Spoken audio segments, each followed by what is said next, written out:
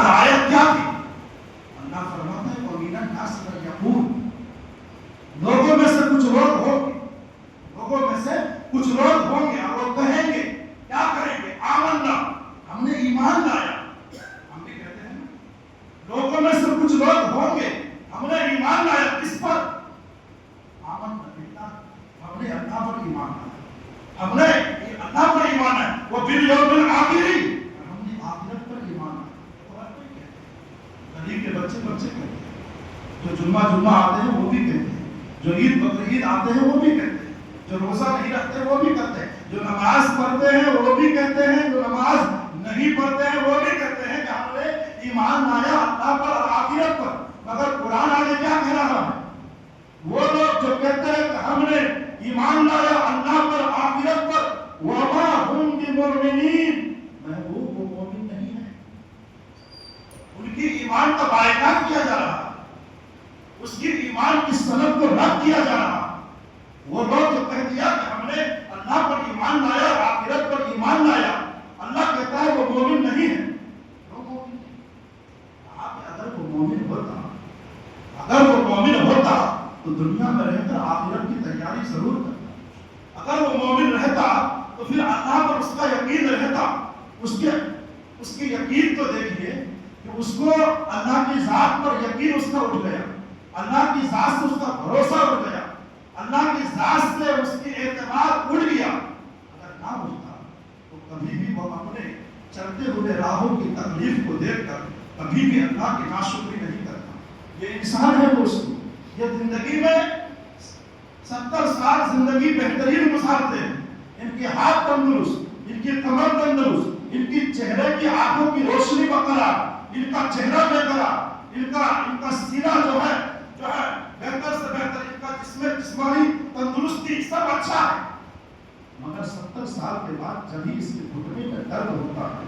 یہ اتنا ناشکری انسان ہے کہ 70 سال کی زندگی جو تندرستی کا گزارا، پیر کی تندرستی، ہاتھ کی تندرستی، سینے کی تندرستی، آنکھوں کی تندرستی، چہرے کی تندرستی، 70 سال کے بعد جب اس کے پیر میں تھوڑا سا درد ہوتا ہے اور کمر اس کا اٹکتا ہے تو نہ جانے دن میں کتنے بار وہ بولتا ہے کہ میں کمر کی درد سے بیکار ہوں، میں پیر کی درد سے بیقرار ہوں، میں آنکھوں کی درد سے بیکار ہوں. عجیب معاملہ.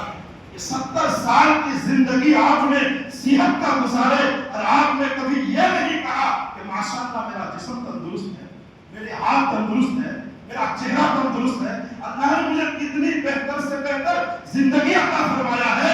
جیسے ہی طاقت چھینا جاتا ہے ان کے زبان پر ناشکری کا الفاظ آتا ہے. اس پر اللہ پر ایمان نہیں. مخدوم شرف الدین کہتے ہیں کہ میری نیندیں اڑ گئی. سیدنا عمر فاروق اس آیت کے بارے میں کیا کہتے ہیں؟ اس آیت کے بارے میں وہ کہتے ہیں کہ جب حضرت سیدنا عمر فاروق رضی اللہ تعالیٰ عنہ کو زخم لگایا گیا اور زخم لگنے کے بعد حضرت سیدنا عمر فاروق نے اپنے بیٹے کے گود پر اپنا سر رکھا.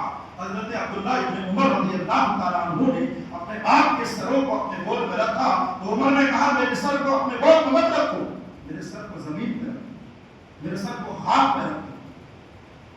میں بڑا خلیفہ اپنے بیٹے سے بیٹا کہتا نہیں بابا آپ کا سر خاک میں رہنے کی نہیں ہے، آپ کا سر میرے گود میں رہنے کی ہے. عمر نے جب تنبیہ کی اور سختی کی اپنے بیٹے کو نہیں میرا سر تم خاک پہ رکھو. حضرت عمر فاروق کا سر جیسے ہی زمین پر رکھا گیا اپنے رخسار کو زمین پر رکھا اور رکھ کر کہا مولا وَمِنَ النَّاسِ مَن يَقُولُ آمَنَّا بِاللَّهِ وَبِالْيَوْمِ الْآخِرِ، میں بھی کہتا رہا کہ اللہ پر میں ایمان لایا اور آخرت پر میں ایمان لایا اور تو کہتا ہے وہ مومن نہیں ہے. نہ جانے عمر کے ساتھ اگر یہ سوال ہو جائے تو ہم کیا کریں؟ یہ بڑے لوگوں کی بڑی سوچ تھی، یہ بڑے بزرگوں کی بڑی سوچ تھی. عزیزان قدر ملت اسلام ہے وَمِنَ النَّاسِ مَن يَقُولُ، کچھ لوگ کہتے ہیں کہ ہم نے ایمان لایا اللہ پر اور آخرت پر اور اللہ فرماتا ہے کہ وہ مومن نہیں ہے. اگر یہ بات ہمارے اوپر فٹ ہو جائے، آپ کے اوپر فٹ ہو جائے تو ہم کریں گے.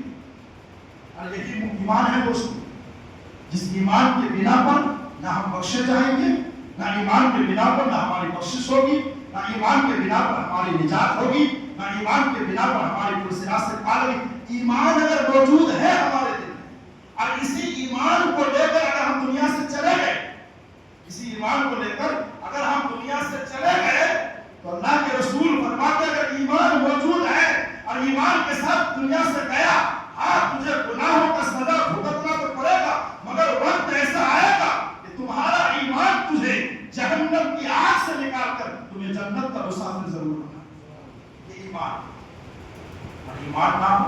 حضرت سیدنا عمر فاروق رضی اللہ تعالیٰ عنہ اپنے کانوں کو زمین پر رکھ کے بات کی۔ یہ آیت کریمہ انسان کی زندگی کو جھنجھوڑ دیتا ہے۔ عزیزان قدر ملت اسلامیہ، اب سب سے بڑی بات یہ ہے کہ اللہ تبارک و تعالیٰ نے، اللہ کے رسول صلی اللہ علیہ وسلم نے 4 باتیں حدیثوں میں کہی، اور سنیے۔ سرکار فرماتے ہیں کہ عنقریب ایک زمانہ آئے گا، عنقریب ایک دور آئے گا، عنقریب ایک زمانہ آئے گا، اور عنقریب ایک دور آئے گا۔ وہ دور کیسا ہے؟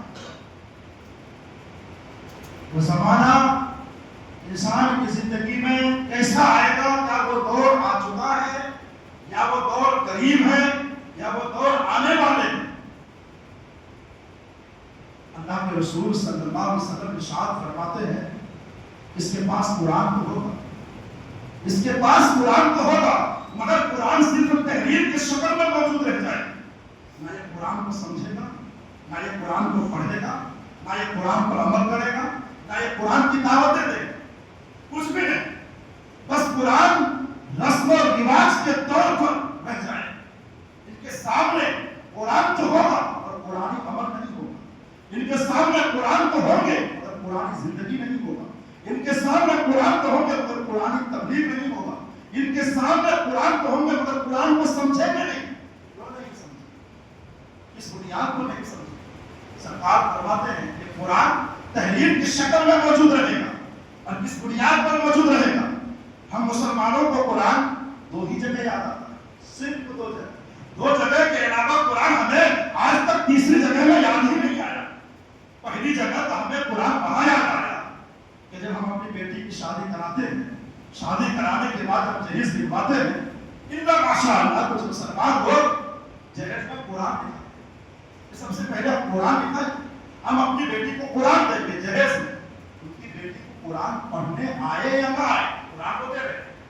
اب قرآن کو دے دی، قرآن کو دے دیا گیا، اور قرآن کو دینے کے بعد کیا کہ قرآن کو مخمل کی کپڑے میں لپیٹ کر اتنے دور پر رکھ دیا گیا، اتنے دوری پر رکھ دیا گیا کہ جب وہ گھر کی صفائی کرتے ہیں، گھر کی پینٹنگ کرتے ہیں، گھر کی کلر کرتے ہیں، تب ان کی نظر قرآن پر جاتا ہے، اور قرآن کو اتار کر وہ صاف صفائی کرتے ہیں، چما چاٹی کرتے ہیں، اور چما چاٹی کر کر وہ تاج پر رکھ دیتے ہیں۔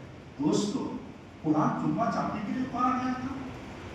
قرآن چما چاٹی کے لیے اتارا گیا تھا؟ یا قرآن صرف بیٹیوں کی شادی میں جہیز دینے کے لیے اتارا گیا تھا؟ ذرا سوچئے، احساس کیجئے، اپنے دلوں میں اس بات کو لائیے کہ ہم کس کیٹیگری میں کھڑے ہیں، اور ہمارا کون سا کلاس، ہم کس مقام پر کھڑے ہیں۔ وہ قرآن جو ہم اپنی بیٹیوں کو جہیز میں دیا، نہ ہم نے بیٹی کو قرآن پڑھایا، نہ ہم نے بیٹی کو قرآن سمجھایا، نہ ہم نے بیٹی کو قرآن کی طرح زندگی گزارنے کا سلیقہ دیا، نہ ہم نے قرآن کی دعوت دینے کی بیٹی کو طریقہ بتایا۔ قرآن تو ہم نے بیٹی کو دے دیے، مگر وہ بیٹی کبھی بھی قرآن کو پڑھی کبھی نہیں پڑھی۔ پہلی جگہ قرآن ہمیں کب یاد آیا کہ جب بیٹی کی شادی ہو تو قرآن جہیز میں دینا ہے۔ ماشاء اللہ قرآن دوسری جگہ ہمیں یاد آتا ہے کہ جب کوئی مسلمان موت کے قریب ہوتا ہے اور اس کی روح نکلنے میں اٹک جاتی ہے تو سورہ یاسین پڑھو، اس کی جان نکالو۔ جان نکالنے والی قرآن کتنی حدود تک اور کتنے نیچے درجے تک ہم گئے ہیں کہ یہ قرآن کو صرف ہم نے بیٹیوں کی جہیز کے لیے رکھا، اور اس قرآن کو ہم نے صرف لوگوں کی جان نکالنے کے لیے رکھا۔ قرآن تو اس لیے نہیں نازل ہوا تھا، قرآن تو اس لیے ہمارے پاس نہیں آیا تھا، قرآن تو ہماری روح کی زندگی کو بدلنے آیا تھا، قرآن تو ہماری زندگی کی روح کو بدلنے آیا تھا، قرآن تو ہمارے زندگی کی مسئلے کو حل کرنے آیا تھا، قرآن تو ہمارے زندگی کی طریقے کو بدلنے آیا تھا، قرآن تو ہماری گھر کی ماحول کو بدلنے آیا تھا، قرآن تو ہماری زندگی کی روح کو تبدیل کرنے آیا تھا۔ مگر وہ قرآن صرف ہم نے موت کے وقت یا مرا کوئی، یا تیجا میں قرآن پڑھواؤ، یا 40ویں میں قرآن پڑھاؤ، یا برسی میں قرآن پڑھاؤ، یا جو مر گئے ہیں تب قرآن پڑھاؤ۔ دوستو، صرف قرآن مردے پر پڑھنے کے لیے آیا تھا، قرآن صرف تیجے میں پڑھنے کے لیے آیا تھا، قرآن صرف جو ہے 40ویں میں پڑھنے کے لیے آیا تھا، قرآن صرف برسی میں پڑھنے کے لیے آیا تھا؟ نہیں دوستو، یہی تو وہ قرآن ہے کہ جس قرآن کو سننے سے پہلے مکے کے ایک شخص کافر اعظم تھے، نبی پر حملہ کرتے تھے، کبھی نبی کو مارنے کا اس کو جو ہے کبھی نبی کو مارنے کا پلاننگ کرتے تھے، کبھی نبی کے گھروں کو گھیراؤ کا پلاننگ کرتے تھے۔ کب؟ قرآن سننے سے پہلے۔ جب تک وہ قرآن نہیں سنا تھا نبی کو مارنے کی پلاننگ کی جاتی تھی، جب تک وہ قرآن نہیں سنا تھا نبی کے گھروں کو گھیراؤ کرنے کی پلاننگ کی جاتی تھی، جب تک وہ نہیں سنا تھا نبی کے تحریک کو ختم کرنے کی بات کی جا رہی تھی، جب تک وہ قرآن کو نہیں سنا تھا نبی کی تنظیم کو ختم کرنے کی بات کی جاتی تھی۔ اور جیسے ہی اس نے قرآن سن لیا تو کافر اعظم نہ رہا، فاروق اعظم بن گیا۔ سبحان اللہ، فاروق اعظم بن گیا۔ قرآن ہی تو سنے تھے اس نے، اپنی بہن اور بہنوئی سے کیا سنے تھے؟ قرآن ہی تو سنے تھے، مگر قرآن سن کے دل کی دنیا کو ایسا بدلا۔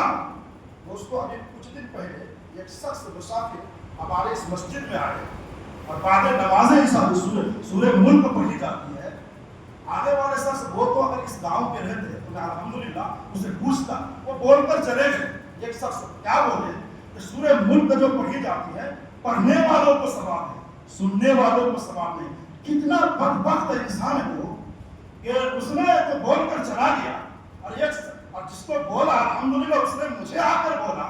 اور یہی بات ہوتی ہے کہ لوگ ان کو غلط تصور میں ڈال جاتے ہیں اور لوگ غلط فہمی میں آ جاتے ہیں کہ سورہ ملک صرف پڑھنے کا ثواب، سننے کا ثواب نہیں۔ معاذ اللہ، یہ واحد کتاب ہے دوستو۔ فزیکل پڑھنا صرف کمال نہیں، فزیکل کو سمجھنا ہوگا، سائنس کو پڑھنا صرف کمال نہیں، سائنس سمجھنا ہوگا۔ اللہ اکبر، میتھمیٹک پڑھنا صرف کمال نہیں، اس کو سمجھنا ہوگا۔ اسکول کا کوئی بھی بچہ کتاب پڑھنے کے بعد جب تک نہیں سمجھے گا اس کتاب کا پڑھنا اس کے لیے کمال نہیں ہے۔ اب اردو پڑھنے والے ہیں تو اردو پیپر پڑھیں گے، آپ کنڑا پڑھنے والے ہیں تو کنڑا پیپر پڑھیں گے، کوئی ہندی پڑھنے والے ہیں تو ہندی پیپر پڑھیں گے، کوئی انگلش پڑھنے والے ہیں تو انگلش پیپر پڑھیں گے، مگر واحد یہ قرآن ہے جو پڑھو اور پڑھ کر نہ بھی سمجھو تو اللہ تمہیں ثواب عطا فرماتا ہے، اللہ تمہیں ثواب عطا فرماتا ہے۔ اور یہ قرآن جو سورہ ملک کو پڑھنے کا ثواب، سننے کا ثواب تمہیں معلوم نہیں کہ سننے والے نے اپنے دل کو کیسا بدلا؟ آؤ میں تمہیں بتاؤں، سورہ جن ہے سورہ ملک میں، قل اوحی الی انہ استمع نفر من الجن فقالوا انا سمعنا قرآنا عجبا۔ جنات کے کچھ قافلے والوں نے قرآن سنا۔ سبحان اللہ، کیا سنا؟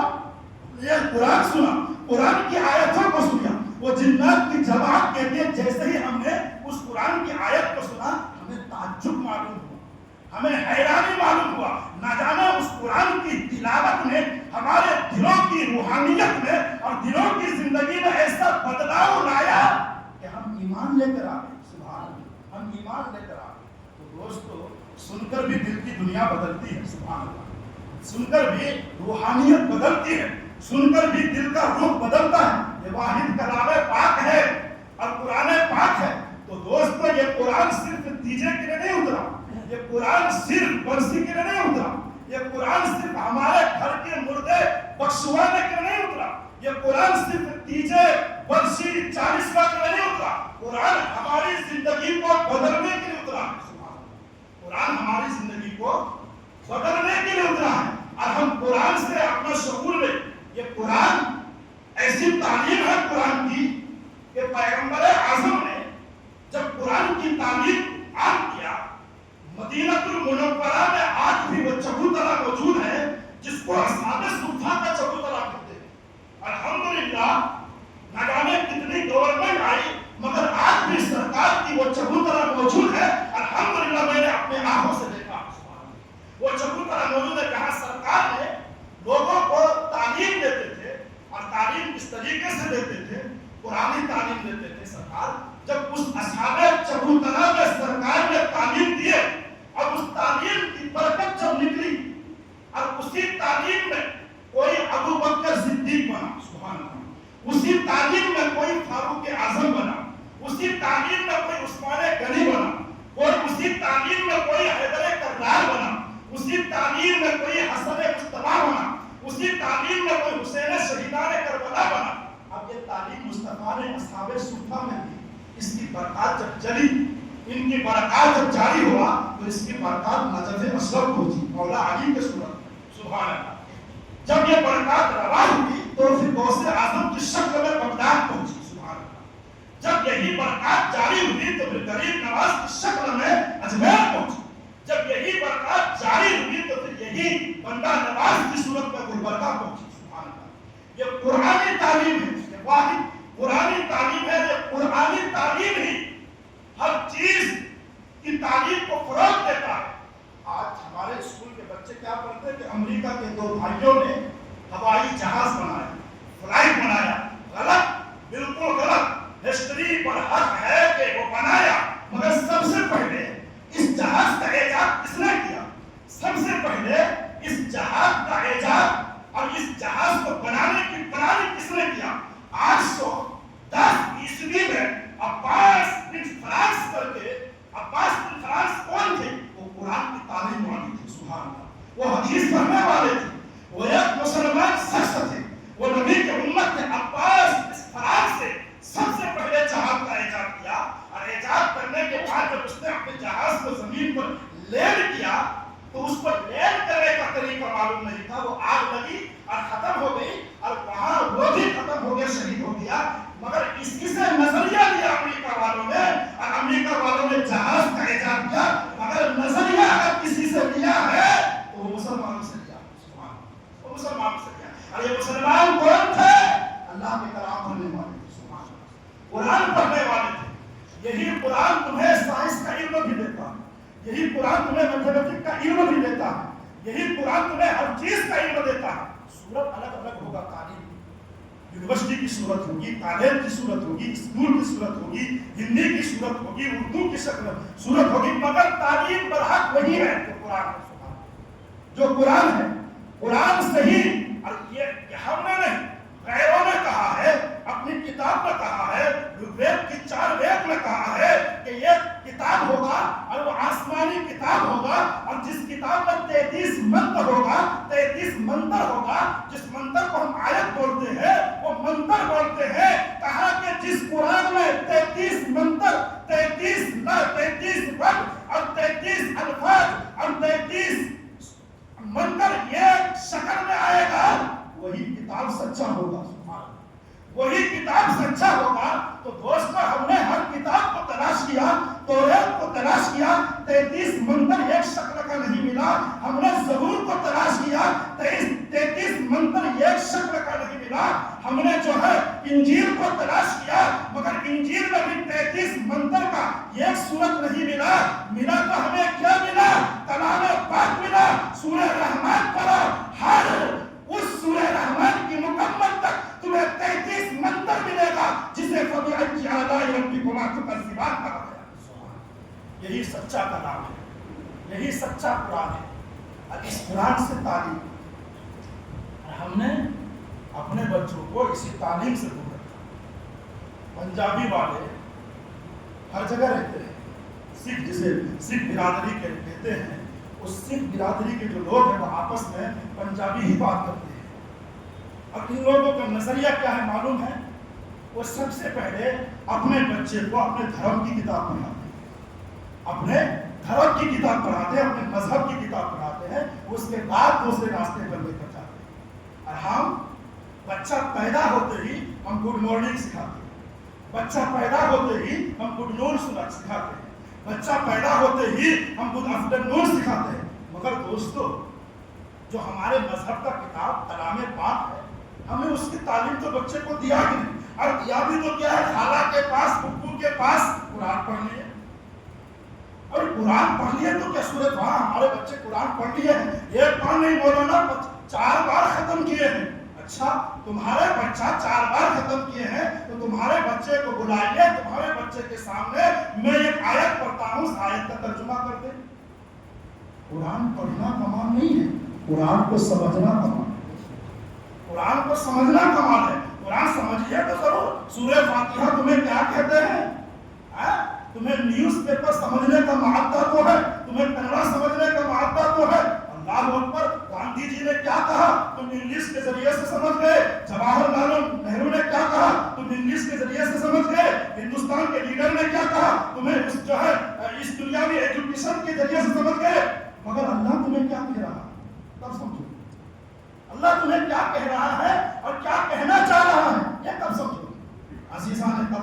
तो इस्लाम में अगर नहीं समझेंगे तो फिर हम जाएंगे कहाँ? हम जाएंगे कहाँ? तो दोस्तों, ये वो कुरान है। मैंने 4 बातों का जिक्र किया था, एक ही बात मैं जो है बहुत तक करूँ। तो कुरान अपने आप में सबसे पहले आम करो, सबसे पहले अपने घरों को, घर वालों को पढ़ाओ, अपने बच्चों को पढ़ाओ, अपने बीवियों को पढ़ाओ। और दोस्तों, अगर कौम में पढ़े लिखे नहीं है, कुरान पढ़े लिखे नहीं है, वो इंग्लिश बहुत अच्छा बोल देता है, ठीक है, इंग्लिश अच्छा बोल देते हैं, अच्छी बात है, बोलना भी चाहिए, मगर इंग्लिश में जनाजा नहीं पढ़ी जाती, इंग्लिश में फातिहा नहीं की जाती, इंग्लिश में गरीब नवाज के दरबार पर हाजिरी नहीं होती, इंग्लिश में गौसे आजम की बारगाह में हाजिरी नहीं होती, इंग्लिश में नबी के बारगाह में हाजिरी नहीं होती, इंग्लिश में काबे की तवाफ नहीं की जाती, इंग्लिश में सफा मरवा की चक्कर नहीं लगाई जाती, इंग्लिश में हजरत अस्वद का बोसा नहीं दिया जाता, और इंग्लिश में तुम्हारे कब्र में सवाल और जवाब नहीं होगा, इंग्लिश में मैदान नस्ल में अल्लाह तुमसे सवाल नहीं करेगा, इंग्लिश में नबी पाक सल्लल्लाहु अलैहि वसल्लम तुमसे सवाल नहीं करेगा, करेगा फिर किसमें? अरबी में। किसमें? अरबी में। जनाजा अरबी में, नमाज अरबी में, सफा मरवा की चक्कर अरबी में, तवाफ अरबी में, नमाज अरबी में। दोस्तों, ये सब जब अरबी में ही है, हमारी दीन की बुनियाद ही अरबी है, और हम अपने बच्चे को अरबी से ही दूर रखा, फिर बचा ये हम किस खेत का बोलेंगे? और हम किस आजाद का इंतजार कर रहे हैं? हम किस आजाद का इंतजार कर रहे हैं? हम किसकी मुंतजिर है? कौन सा अजाब आएगा हम पर? कौन सा अजाब आएगा हम पर? कौन सा अजाब आएगा हम पर? हम इंतजार में। दोस्तों, आज हम जिस चीज को पसंद करते हैं, हम चाहते हैं कि हमने पसंद किया ना, समाज भी उसी को पसंद करे। हमें शुगर पेशेंट है, हम जिस खाने को पसंद करते हैं, सब कोई वही खाना पसंद करे। अजीब मसला। भाई, तुझे शुगर है, तुझे शुगर है, तो अपनी शुगर की बीमारी समाज पर क्यों थोप रहा? ये जो दिल की बीमारी है ना, दिल बड़ा बीमार है, बहुत बड़ा बीमार है, दिल का कभी इलाज किए हैं? कुरान कहता है, सुनिए, गौर से सुनिएगा इस कुरान की आयत। 40 साल, 50 साल, 70 साल, 80 साल के जो शहीद हो गए, हमारा कहाँ वक्त है मौलाना सीखने का दीन की मसाल? अब हमारी जिंदगी तो खत्म हुई। किसने कहा? अबू बकर सिद्दीक का बाप सहाबी थे, उसने कितने उम्र में कुरान की तालीम दी मालूम है? उनका बेटा उस वक्त कितने साल का? 30 साल या 35 साल के करीब थे, तो बाप कितने साल का हो? और बाप ने उस उम्र में कुरान की तालीम दी। उम्र नहीं होता। ये तालीम हमसे कहाँ सीखने आएगा? सीखने नहीं आएगा, जबान बोलने तो आएगा, जबान दराजी करने तो आएगा, आप नहीं। 70 साल की उम्र में 8 साल की पोते से मोबाइल चलाना सीख लिया। आपने 70 साल की उम्र में अपने पोते से व्हाट्सएप चलाना सीखा। आपने 70 साल की उम्र में अपने पोते से स्कूटी चलाना सीखा। आपने 70 साल की उम्र में अपने पोते से फेसबुक चलाना सीखा। आपने 70 साल की उम्र में अपने पोते से नेट चलाना सीखा। वाह रे मुसलमान, 70 साल में तुझे नेट चलाना आ गया, फेसबुक चलाना आ गया, अल्लाह पर यूट्यूब चलाना आ गया, व्हाट्सएप चलाना आ गया, मोबाइल चलाना आ गया, स्कूटी चलाना आ गया, मगर वाह रे मुसलमान, तेरे किस्मत पर कितनी बदनसीब है कि तुम्हें दीन सीखना नहीं आया। इस 5 वक्त की नमाज को पढ़ रहे हैं, नमाज की मसाइल नहीं, क्यों नहीं पूछेंगे? हम क्यों पूछेंगे भाई?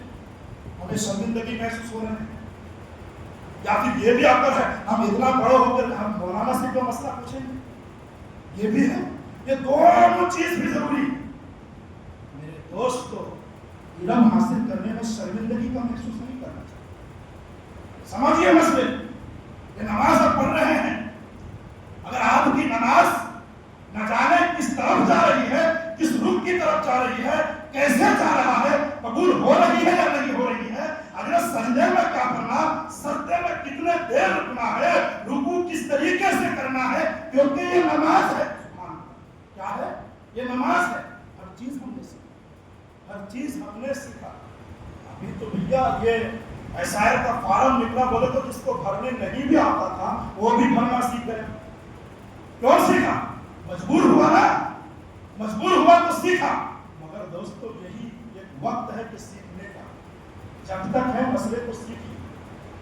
چیز کی ضرورت ہے آپ سیکھیے. یہاں باتیں کرنے سے ہماری زندگی آباد ہونے والی نہیں ہے. ہم اپنے بچوں کو پہلے سمجھائیں. فجر کو آپ اٹھ کر نہیں آتے, آپ کا بچہ کیا اٹھ کر آئے, کیا اٹھ کر آئے.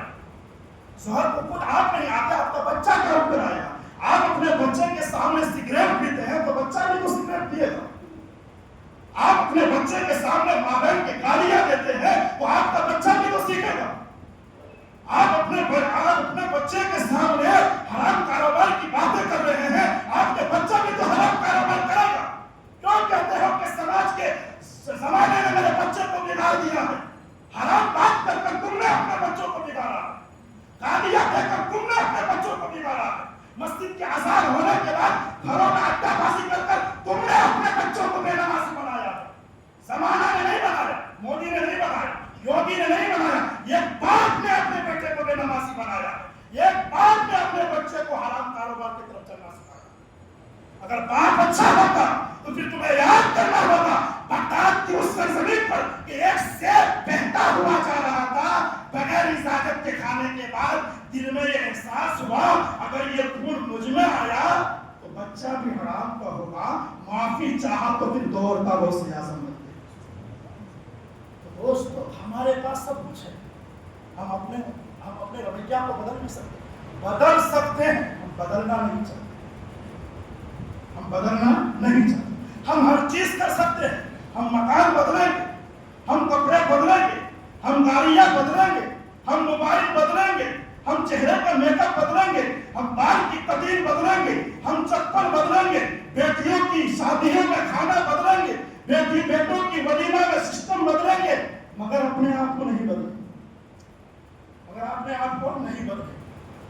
یا ایھا الناس قد جاءکم موعظۃ من ربکم وشفاء لما فی الصدور. اللہ نے فرمایا اے لوگو تمہارے لیے نصیحت کیا ہے. امام صاحب نصیحت کرنے لگے تو لوگ اٹھ کر چلے جاتے ہیں. آپ چلو ٹھیک ہے چلے جائیں, آپ کا جو ہے کوئی پیر یا ہاتھ نہیں پکڑے گا. یہ دین ہے, دین کسی کا محتاج نہیں ہے.